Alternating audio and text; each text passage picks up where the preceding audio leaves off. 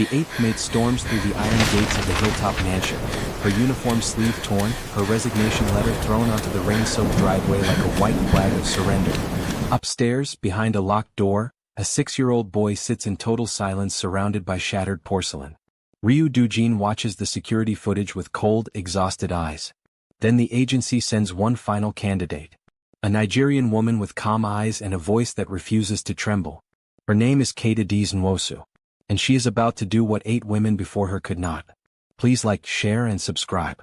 Also, drop a comment telling me where you're watching from so I know how far across the world this story has traveled. The rain had not stopped for 3 days.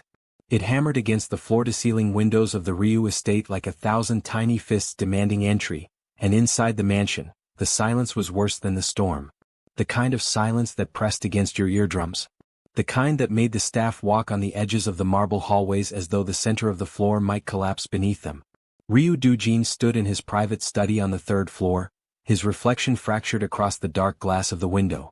He was a tall man, 6'3" of controlled menace wrapped in a charcoal 3-piece suit that cost more than most people earned in a year. His jet black hair was slicked back with military precision, though a single strand had fallen across his forehead, the only imperfection he allowed himself. His eyes were steel gray, almost silver in certain light, and they carried the weight of a man who had buried the only person he had ever loved and decided, somewhere in the ashes of that grief, that feeling anything at all was a luxury he could no longer afford. He unbuttoned his collar and poured himself a glass of whiskey he would not drink. The movement exposed the tattoo that crawled from behind his left ear down to his collarbone, a black and gray Korean phoenix rising from intricate flames, its wings spread in eternal rebirth, the smoke detailing so fine it looked like it was still moving against his skin. Both arms told their own stories beneath his sleeves. A roaring Korean tiger on his right bicep, a mountain storm on his left forearm, lotus flowers pushing through cracked stone, ancient calligraphy woven between shadow and ink. On his chest, hidden beneath the silk of his shirt, a weeping willow wrapped its roots around a broken sword, the Hanja characters reading blood remembers stitched into the branches like a warning. His knuckles carried the only words he lived by. Silence on the right hand. Empire on the left. He was the ghost of Gangnam. The man whose name made rival syndicates swallow their pride and disappear into the night. The CEO of Ryujin Holdings by day, the architect of Seoul's most feared underground network by dark. And yet, for all his power, for all the men who would die on his command without hesitation, he could not get his 6-year-old son to speak to him. The security monitor on his desk flickered. Camera 4. The 2nd floor hallway outside Hajun's bedroom. The door was closed. It had been closed for 11 hours. The last sound the microphones had picked up was the crash of a Ming Dynasty vase hitting the wall, followed by a silence so absolute it made Doojin's chest tighten in a way he refused to acknowledge. He pressed the intercom button. Song-ho. The response was immediate. Yes, boss. The agency. Already contacted. They say they have one more candidate. A woman. Foreign. She starts tomorrow morning. Doojin's jaw tightened. They said that about the last one. This one has a different background, sir. Child psychology. Behavioral therapy. She was a specialist in Lagos before relocating here. The agency says she requested the placement specifically. Doojin stared at the frozen image of the closed door on the monitor. Let her try. He released the button. The silence returned. Downstairs, Mrs. Park Soo-min was already preparing for the inevitable. The head housekeeper had served the Ryu family for 20 years, since Doojin's father had ruled the syndicate with an iron fist and a louder voice. She had watched Doojin grow from a cold boy into a colder man. She had watched his wife, the gentle and luminous Seo Yuna, bring the first real warmth this mansion had ever known. And she had watched that warmth die on a rain-slicked highway 3 years ago when a black sedan T-boned Yuna's car at an intersection and turned the mother of a 3-year-old boy into a memory. Mrs. Park adjusted her round glasses and smoothed the front of her gray hanbok-inspired uniform. 8 maids in 14 months. 3 tutors. 2 child psychologists who had come with credentials from Seoul National University and left with trembling hands and unfinished contracts. The boy was not evil. She knew that. She had held him as an infant. She had watched him laugh before the accident, before the silence swallowed him whole. But grief in a child was a wild, destructive thing, and Hajun's grief had teeth. She heard the front gates open at exactly 7 the next morning. Kd's Nwosu walked through the rain with a single suitcase and an umbrella she was not using. The rain soaked her long black curls, plastering them against her deep brown skin, and she did not seem to notice or care. She was tall for a woman, 5'7", with a naturally curvy frame and an upright posture that suggested she had spent her life carrying things heavier than luggage. Her amber-brown eyes scanned the mansion's facade, the black stone, the iron balconies, the security cameras mounted at every corner, and her expression did not change. No awe, no intimidation. Just quiet assessment. Mrs. Park met her at the door. "You are the new one," Mrs. Park said. It was not a question. "I am," Kate replied. Her voice was warm but steady, carrying the faint musical lilt of Nigerian English softened by years of adapting to new spaces. "Kate Adiz Nwosu. The agency sent my documents." Mrs. Park studied her face. She looked for the nervousness she had seen in the other 8. The wide eyes, the forced smiles, the desperate eagerness to please a household that would chew them up and spit them out within weeks. She found none of it. "I will be honest with you," Mrs. Park said, leading her through the grand foyer. "The boy is difficult. The previous maid lasted 4 days. The one before her 2. The one before that 6 hours." Kate set her suitcase down. "What happened to the one who lasted 6 hours?" He threw a glass of water at her face and told her she was not his mother. She left through the back door without collecting her first paycheck. Kate's expression softened, but not with pity. With recognition. "He is grieving." Mrs. Park paused on the staircase. "Everyone in this house is grieving. That does not make it easier to survive. I did not come here for easy." A shadow moved at the top of the stairs. Baek Song-ho stood there with his arms crossed, his scarred eyebrow raised, his Bluetooth earpiece blinking faintly in his right ear. He was built like a wall, all muscle and tactical precision, and he regarded Kate with the same suspicion he gave everyone who entered the mansion. "She is clean," he said to Mrs. Park, though his eyes never left Kate. Background check came back spotless. No connections to rival families. No criminal record. Just a visa complication and a lot of student debt. Kate met his gaze without flinching. "Good morning to you too." Song-ho's scowl deepened, but something flickered in his expression. Surprise maybe. Most people looked away from him within 3 seconds. The first 2 hours were uneventful. Kate was given her uniform, black dress, white apron, hair pinned back, and shown the layout of the mansion. The kitchens. The laundry rooms. The east wing where the staff quarters were located. The west wing where Doo-jin conducted his business and where no one was permitted to enter without explicit permission. And the second floor, where Ha-jun's bedroom sat at the end of a long, dimly lit hallway like a sealed tomb. "Do not go in unless he invites you," Mrs. Park warned. "And he will not invite you." Kate nodded. She began her duties quietly, cleaning the living room, organizing the kitchen, preparing a light lunch that no one came down to eat. The mansion felt less like a home and more like a museum dedicated to the memory of a woman who was no longer there. Framed photographs of Seo Yuna lined the hallways, Yuna in a white hanbok, Yuna laughing in a garden, Yuna holding a newborn Ha-jun against her chest. Kate paused at one of the photographs and studied the woman's face. She was beautiful, with kind eyes and a gentle smile. Kate whispered a quiet prayer in Igbo, the words her grandmother had taught her for the dead, and moved on. The explosion came at 2 in the afternoon. Kate was in the kitchen washing dishes when she heard the crash from upstairs. It was not a single sound but a cascade, glass shattering, wood splintering, something heavy hitting the floor with enough force to shake the ceiling. Mrs. Park froze in the doorway, her face draining of color.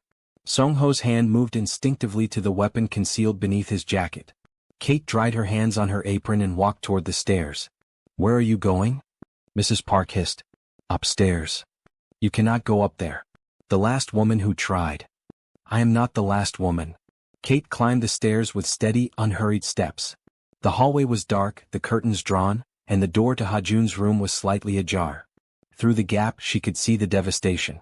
A shattered lamp. An overturned bookshelf. Books scattered across the floor like fallen leaves. A porcelain vase reduced to 1,000 glittering fragments. And in the center of the destruction, sitting cross-legged on the floor with his small hands gripping a torn stuffed rabbit, was Ryu Ha-jun. He was tiny. Smaller than she expected. His fair skin was almost translucent, his black hair falling into his steel-gray eyes, eyes that were so identical to his father's that Kate felt a physical jolt in her chest. He was trembling, but his face was completely blank. No tears. No anger. Just a terrifying, hollow emptiness that no 6-year-old child should ever wear.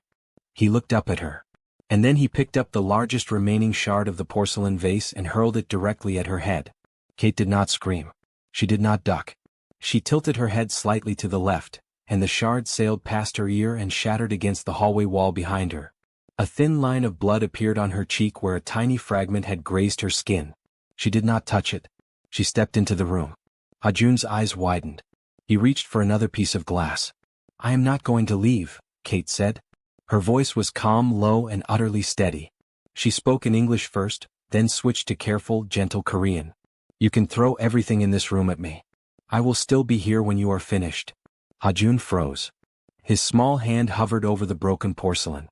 His gray eyes searched her face with an intensity that was almost unbearable, looking for the lie, looking for the crack, looking for the moment she would turn and run like everyone else.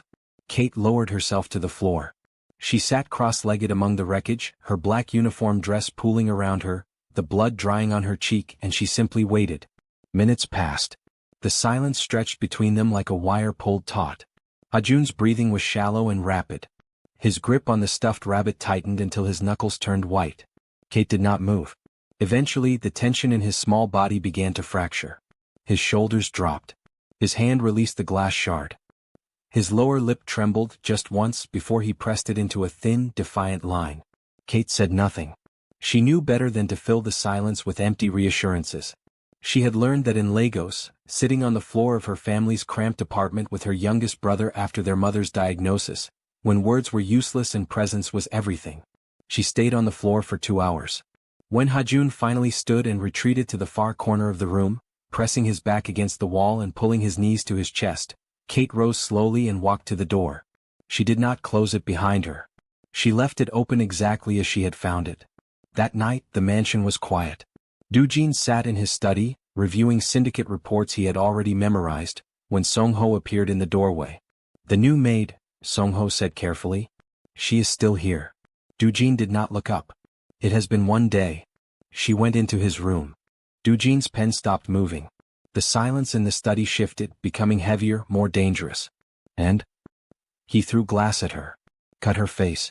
She sat on the floor and did not leave. Doojin's steel-gray eyes lifted to the security monitor. Camera 4 showed the second-floor hallway. The door to Hajun's room was open. And there, sitting on the floor outside the threshold with her back against the wall, was Kate. Her uniform was wrinkled. Her hair had come loose from its pins, the dark curls spilling over her shoulders. Her eyes were closed. And she was singing. The microphones picked it up faintly, a soft, melodic lullaby in a language Doojin did not recognize. The words were Igbo, though he would not learn that until much later. "Nnm, Abalioma, my mother, good night." The melody was ancient and aching, a song passed down through generations of women who had held their children through wars, through famines, through nights when the world outside was burning and the only safety was the sound of a mother's voice. Doojin stared at the screen. Something moved inside his chest. Something he had spent 3 years burying under layers of ice and violence and control. It was small and sharp and terrifying, and he crushed it immediately, the way he crushed everything he could not afford to feel. He turned off the monitor. The next morning, Kate was in the kitchen preparing breakfast when she heard the soft padding of bare feet on marble. She turned and found Hajun standing in the doorway. He was clutching his torn rabbit. His gray eyes were enormous and wary. He looked at her the way a wounded animal looks at an outstretched hand, desperate for the touch but terrified of the trap. Kate did not approach him. She turned back to the stove and continued stirring the pot of rice porridge she was making. She hummed the same lullaby from the night before, softly, as though she were singing only to herself. Hajun stood in the doorway for a long time. Then, so quietly she almost missed it, he took 1 step forward. Kate's heart clenched, but her hands remained steady. She poured the porridge into a small bowl, placed it on the table and sat down across from the empty chair. She did not gesture to the chair. She did not invite him. She simply ate her own portion and waited. It took 11 minutes. Hajun climbed into the chair, his bare feet dangling above the floor, and pulled the bowl toward himself with both hands. He ate in silence, his eyes never leaving her face. Kate smiled. It was a small, private smile, and it did not demand anything in return. From the doorway of the kitchen, unseen by both of them, Ryu Doojin stood perfectly still. He had come down for coffee. He had not expected to see this. He had not expected to see his son sitting at a table with another human being, eating without throwing the food, without screaming, without retreating into the fortress of his grief. His fingers tightened around the doorframe. The platinum cufflink on his left wrist caught the morning light, and for a moment the ghost of Gangnam looked less like a king and more like a man standing at the edge of a cliff, staring down at something he had already lost. 3 days passed. Kate became a quiet, unshakable presence in the mansion. She cleaned, she cooked, she organized, and every evening she sat outside Hajun's door and sang until the sounds of his restless pacing finally stilled. She learned his rhythms. The way he destroyed things only when the rain was heavy, because the rain reminded him of the night his mother died. The way he refused to sleep with the lights off because the dark was where the memories lived. The way he clutched the torn rabbit so tightly that its seams were beginning to split, because it was the last thing his mother had given him and he was terrified that if he let go, she would disappear completely. On the 4th evening, Kate sat cross-legged outside his door as usual, her back against the wall, the Igbo lullaby falling softly from her lips. The hallway was dark. The rain was hammering against the windows. And then for the first time in 3 years the door opened. Hajun stood there, his small frame silhouetted against the dim light of his bedroom. His gray eyes were wet. His lip was trembling. The rabbit was pressed against his chest like a shield. He looked at Kate. He opened his mouth. And in a voice so small and broken it shattered the air between them, he spoke his first full sentence in over 1,000 days. "Are you going to die like Yama?" The words hit Kate like a physical blow. Her breath caught. Her eyes burned. Every instinct in her body screamed at her to reach out and pull him into her arms, but she held herself still, because she knew that this moment was not about her comfort. It was about his. She looked up at him, her amber-brown eyes glistening, and answered with a truth so simple and so fierce that it rewrote the entire atmosphere of the house. "No," she whispered. "I am not going anywhere." Hajun's face crumpled. The dam broke. 3 years of silence, 3 years of swallowed screams and shattered porcelain and lonely nights, erupted out of his small body in a sob so raw and devastating that it echoed down the hallway and through the walls and into the study on the 3rd floor, where Ryu Doojin was standing in front of his security monitors with tears streaming down a face that had not cried since the day they lowered his wife into the ground. Hajun fell forward into Kate's arms. She caught him. She held him against her chest, her curls falling around his small shaking body, her hands cradling the back of his head as he wept with a violence that shook them both. She rocked him slowly, murmuring in Igbo and Korean and every language her heart could find, and she did not let go. Doojin watched the screen until his vision blurred. His hands were shaking. The silence tattooed across his right knuckles felt like a lie. The empire on his left felt like ash. He turned away from the monitors and pressed his fist against his mouth, and for the first time since Seo Yuna's funeral, the ghost of Gangnam made a sound that was not a command, not a threat, not a verdict. It was a sob. And somewhere in the mansion below, the woman who had walked through his gates with a single suitcase and an unbreakable will held his son against her heart and changed everything without even knowing it yet. But the peace would not last. Because across the city, in a penthouse suite overlooking the Han River, a man in a white suit was studying a photograph of Ryu Hajun with a serpentine smile and gold rings glinting on every finger. Jang Hyaksu tapped the photograph with one manicured nail and whispered to the empty room, "So the ghost has a weakness after all." The real war was about to begin. The days that followed Hajun's first words were fragile, like glass that had been glued back together, beautiful in its mending but terrifying in its vulnerability. Kate moved through the mansion with a new quietness, aware that something fundamental had shifted in the architecture of this broken household. Hajun no longer locked his door. He still did not speak often, but when he did, his voice found her first, as though she were the only frequency his grief could tune into. He followed her into the kitchen in the mornings, his bare feet padding silently across the cold marble, and sat at the table with his torn rabbit while she prepared breakfast. She began cooking jollof rice one afternoon, the rich scent of tomatoes and Scotch bonnet peppers filling the cavernous kitchen, and Hajun wrinkled his nose in confusion before taking a cautious bite and widening his eyes in a way that made Kate laugh out loud for the first time since she had arrived. Doojin heard that laughter from the hallway. He stopped walking. The sound was foreign in this house, almost offensive in its warmth, like a flower blooming in a graveyard. He stood outside the kitchen door and watched through the narrow gap as Kate wiped rice from Hajun's chin with her thumb, her amber-brown eyes crinkling with genuine delight, and his son, his silent, shattered, unreachable son, smiled back at her. A real smile. Small and tentative and gone in an instant but real. Doojin's hand tightened around the doorframe until his knuckles whitened, the silence and empire ink stretching across his skin, and he walked away before either of them could see the expression on his face. He began watching her more closely after that. Not through the security cameras, though those still ran, but in person. He found reasons to descend from his study during the hours he knew she would be in the common areas. He told himself it was surveillance, that a stranger in his home required monitoring, that the syndicate's enemies were always probing for weaknesses and he could not afford to let sentimentality cloud his judgment. But Song-ho noticed the change. The way Doojin lingered in doorways. The way his steel-gray eyes tracked Kate's movements across a room with an intensity that had nothing to do with security. The way he asked questions about her that went beyond background checks. Where is she from originally? Doojin asked one evening, standing by the window of his study with a glass of untouched whiskey. Song-ho paused at the door. Lagos, sir. Nigeria. She was a child psychologist before the visa issues. Why would a trained psychologist work as a maid? Because she needed the money and the agency had an opening. She is overqualified for the position by a significant margin. Doojin said nothing. He stared at the rain streaking down the glass and thought about the lullaby she sang in a language he did not understand, the one that made his son stop screaming and his own chest ache in ways he had spent 3 years surgically removing. Find out what the visa complication was, he said quietly, and resolve it. Song-ho's scarred eyebrow lifted. Sir? You heard me. The shift between them was glacial, almost imperceptible, built not on grand gestures but on the accumulation of small, charged silences. Kate would look up from folding laundry and find Doojin standing at the far end of the hallway, his dark overcoat draped over one arm, his silver eyes fixed on her with an expression she could not decipher. He never approached.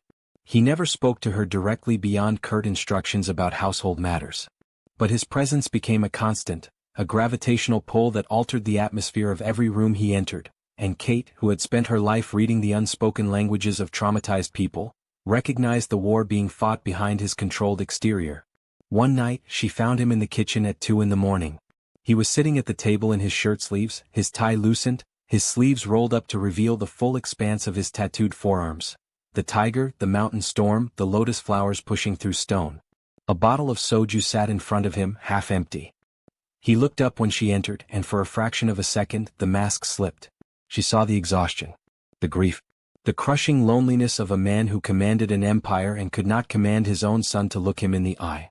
You should be asleep, he said.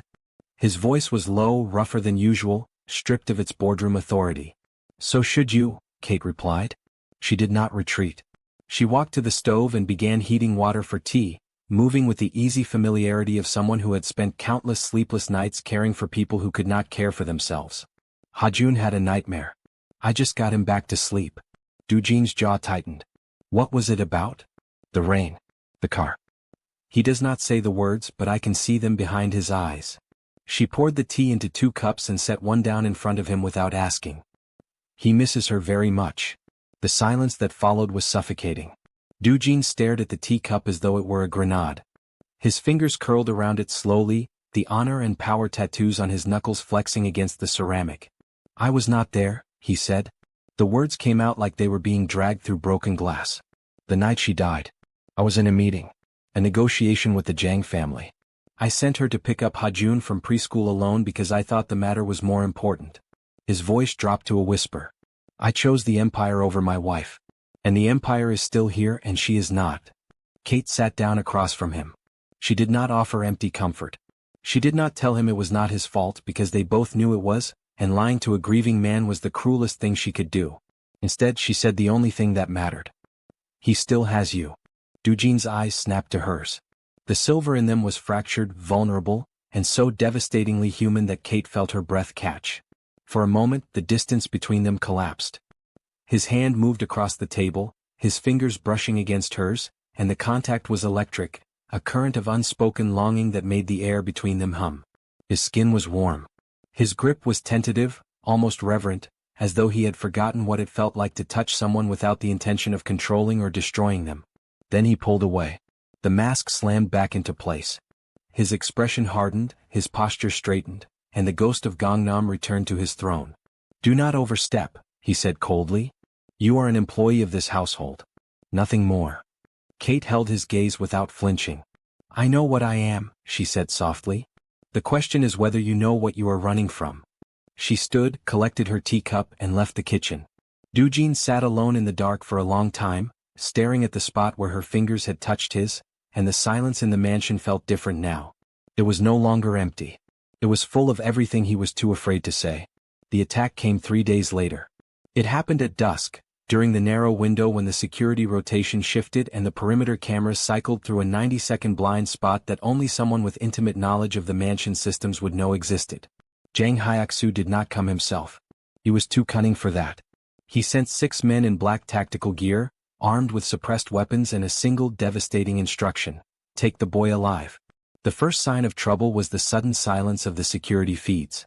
Doojin was in his study when all 12 monitors went black simultaneously. His blood turned to ice.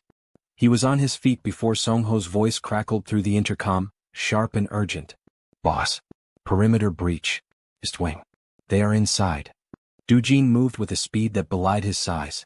He pulled the Glock 19 from the concealed holster beneath his desk, his expression transforming from exhaustion to something ancient and terrifying, the face of a man who had built an empire on violence and was about to remind the world why they feared him. He sprinted down the stairs, his footsteps echoing like gunshots against the marble, and collided with Mrs. Park in the foyer. Where is Ha-jun? He demanded. Second floor. With Kate. She was reading to him. Doojin was already gone. On the second floor, Kate heard the glass shatter before she understood what was happening. The sound came from the east corridor, followed by heavy boots on hardwood and the muffled crack of a suppressed round hitting the wall. Her body reacted before her mind could process the danger. She grabbed Ha-jun from the bed, pressed his face into her chest and moved. She did not scream. She did not freeze. She had grown up in Lagos during years when the sound of gunfire was as common as thunder, and her instincts were forged in survival. She carried Ha-jun into the bathroom, locked the door, and pushed the heavy vanity cabinet against it with a strength she did not know she possessed. Ha-jun was shaking violently, his gray eyes wide with a terror that mirrored the night his mother died, and Kate wrapped her entire body around his, shielding him with her arms, her back, her flesh, making herself a human barrier between him and whatever was coming through that door. I have you, she whispered fiercely into his hair. I have you, Ha-jun. No one is taking you. Not while I am breathing. The bathroom door shuddered under a heavy kick. Then another. Ha-jun buried his face in her neck and began to sob, the sound muffled against her skin, and Kate held him tighter, her own heart hammering against her ribs, her amber-brown eyes fixed on the door with a ferocity that would have made Doojin himself pause. The door splintered. A gloved hand reached through the gap. And then the hallway erupted. Doojin hit the first intruder with the force of a freight train, his fist connecting with the man's jaw with a sickening crack that echoed off the walls. The second man raised his weapon, but Doojin was faster, his hand closing around the barrel and twisting it upward before driving his knee into the man's chest with enough force to collapse his sternum. Song-ho appeared from the stairwell with 2 of the mansion's security detail, and the corridor became a blur of violence, controlled, precise, and absolutely merciless. Doojin moved through the attackers like a reaper, his suit jacket discarded, his white shirt splattered with blood, his tattoos flexing with every devastating strike. The phoenix on his neck seemed to writhe in the dim light, its flames licking at his collarbone as he dismantled the threat with the cold efficiency of a man who had spent his entire life preparing for this exact moment. The last intruder fell. The hallway was silent except for the ragged breathing of the security team and the distant sound of sirens approaching from the city below. Doojin stood over the bodies, his chest heaving, his knuckles split and bleeding, and his first thought, his only thought, was the bathroom door. He tore the vanity aside with his bare hands and burst through the splintered frame. Kate was on the floor, curled around Ha-jun, her body trembling but unbroken. There was a shallow cut on her forearm where a shard of the broken door had sliced through her uniform sleeve, and blood was soaking into the white fabric of her apron, but she was alive. Ha-jun was alive. She looked up at Doojin with those enormous amber-brown eyes, and the relief on her face was so raw and so overwhelming that it undid him completely. He dropped to his knees in front of them. His hands, the hands that had just broken bones and ended lives without hesitation, reached out and touched Kate's face with a gentleness that contradicted everything he was. His thumb brushed the blood from her cheek, the same cheek that had been cut by Ha-jun's glass shard on her first day, and his voice broke. "Are you hurt?" he whispered. "I am fine," Kate said. Her voice was shaking now, the adrenaline fading, the reality of what had just happened crashing over her like a wave. "He is fine. I did not let them touch him." Doojin looked at his son, small and shaking in Kate's arms, and then he looked at the blood on her sleeve, the cut on her arm, the bruises already forming on her wrists from gripping the vanity cabinet, and something inside him shattered beyond repair. The walls he had spent 3 years building, the ice, the control, the ruthless emotional discipline that had kept him alive in a world that devoured weakness, collapsed in a single devastating instant. He pulled them both into his arms. Kate gasped. Ha-jun went rigid. But Do-jin held them with a desperation that transcended pride, his face buried in Kate's curls, his broad shoulders shaking with sobs he could no longer suppress. The ghost of Gangnam wept on the bathroom floor of his own mansion, surrounded by the wreckage of an attack that had nearly cost him the only 2 people left in the world who mattered, and for the first time in his life he did not care who saw him break. "I almost lost you," he choked out, the words muffled against Kate's hair. "I almost lost both of you and I would have deserved it. I would have deserved every second of it." Kate's hand rose slowly and rested against the back of his neck, her fingers brushing the edge of the phoenix tattoo, and she held him the way she had held Ha-jun, without judgment, without conditions, with the quiet, unshakable strength of a woman who understood that the most dangerous men in the world were often the most fragile underneath. The aftermath was swift and brutal. Song-ho's interrogation of the surviving attackers revealed the truth within hours. Jang Hyuk-soo had ordered the kidnapping. But the deeper revelation, the one that made Do-jin's blood run cold and his hands clench into fists so tight his knuckle tattoos bled, was the connection to the past. One of the attackers, broken and bleeding on the floor of the East Wing, confessed that Jang Hyuk-soo had orchestrated the car accident 3 years ago. The black sedan that had T-boned Seo Yuna's vehicle at the intersection had not been a random drunk driver. It had been a hit. Ordered by Jang.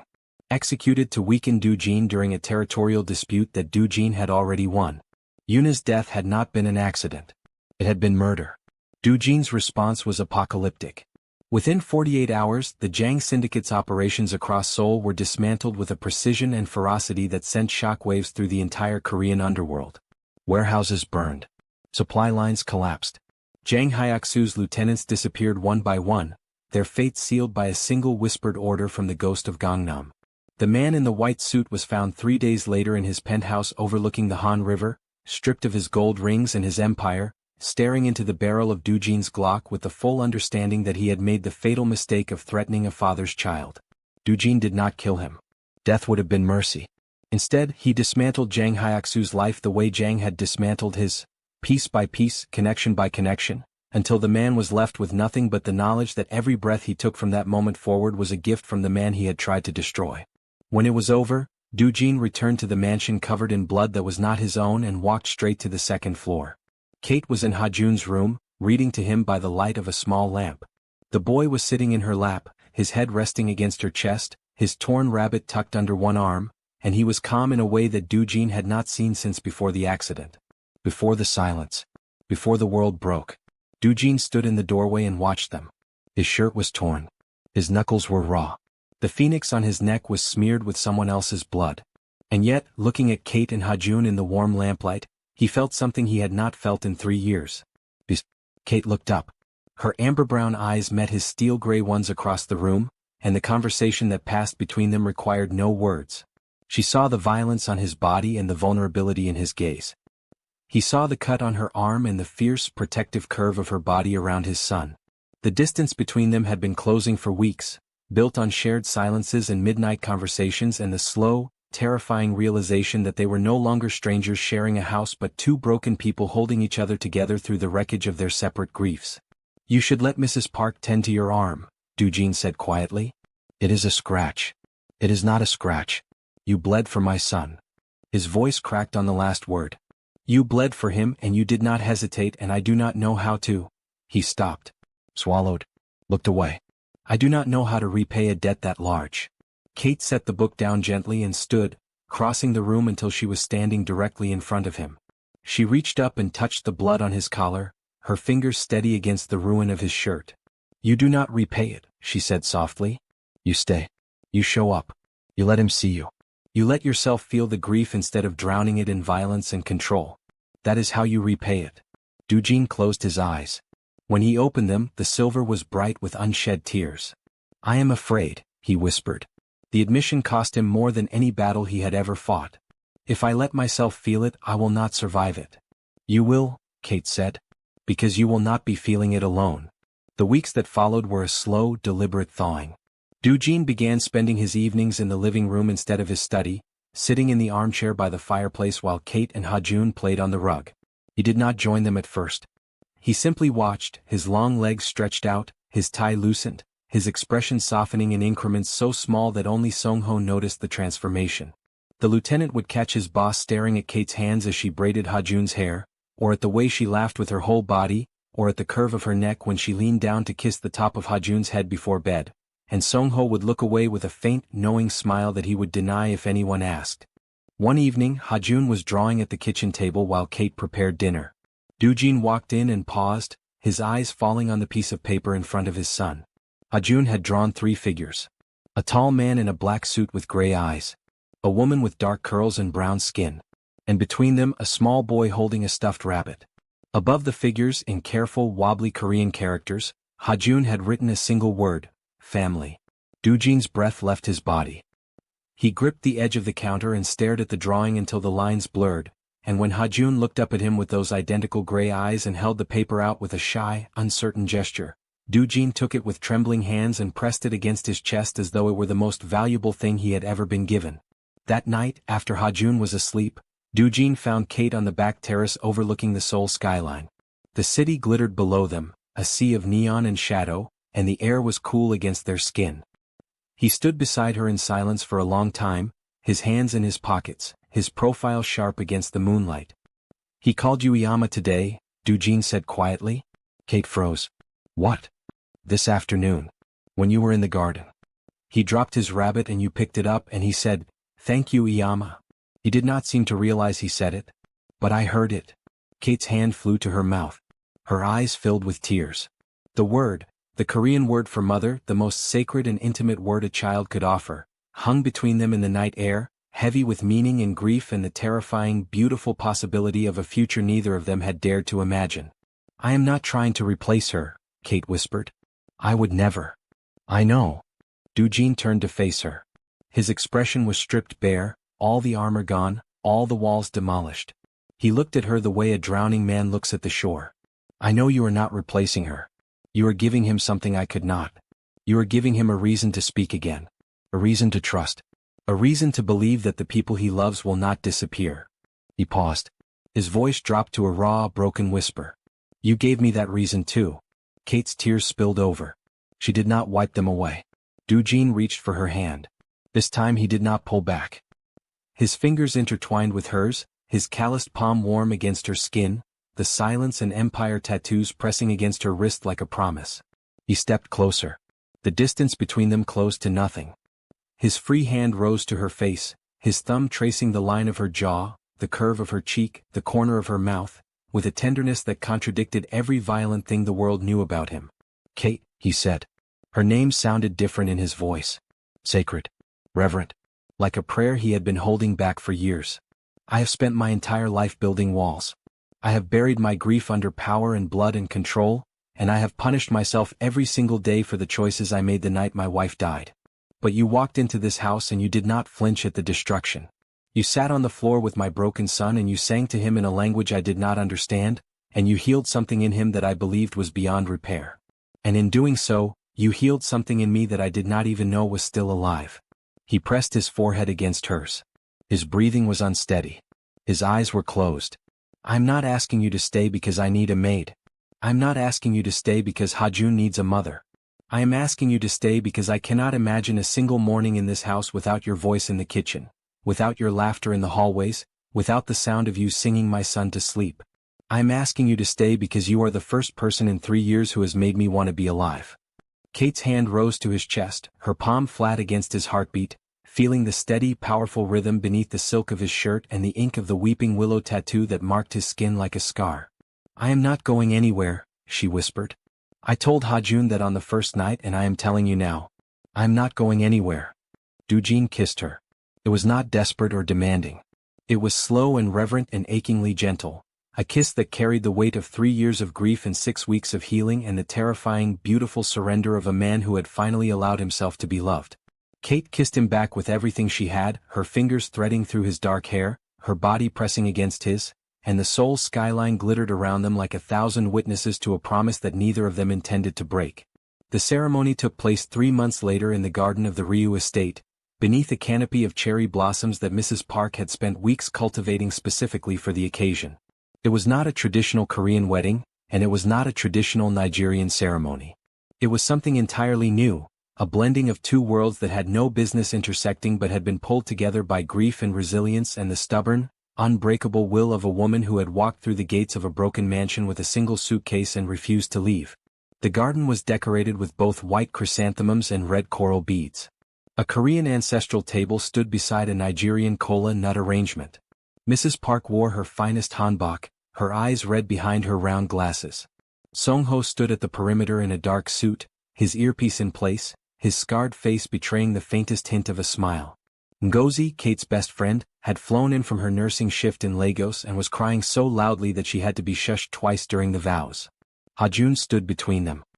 He was wearing a small black suit that matched his father's, his hair finely combed, his gray eyes bright and clear and free of the hollow emptiness that had haunted them for 3 years. He was holding both of their hands, Doojin's large tattooed hand on one side, Kate's warm, steady hand on the other, and he was smiling.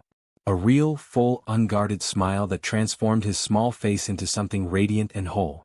Doojin spoke his vows in Korean first, then in halting, carefully practiced English that made Kate's heart ache with its sincerity. He promised to protect them. He promised to feel his grief instead of drowning it. He promised to be the father Hajun deserved and the partner Kate had earned.